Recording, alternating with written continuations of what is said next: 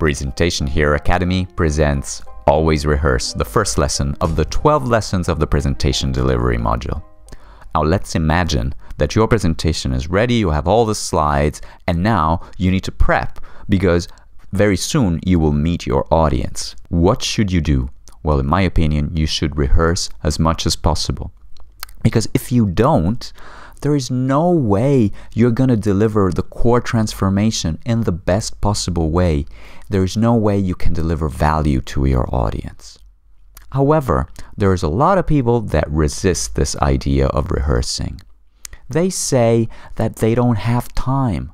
But I wonder, they had time to think about their presentation, they had time even to prepare slides and visuals. How come they don't have time to rehearse? They are just not planning for it.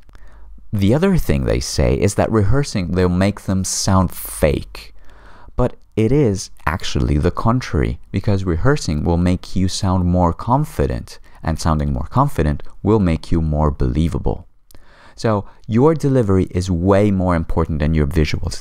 Your delivery will be remembered by your audience way more than your visuals. So devote way more time to rehearsing rather than spending a lot of time polishing your visuals. In Presentation Hero, rehearsal happens already inside the design process. Wherever you have a sequence, you can already start rehearsing, and there is multiple points during the design process where you can stop, make a step back, and rehearse your presentation.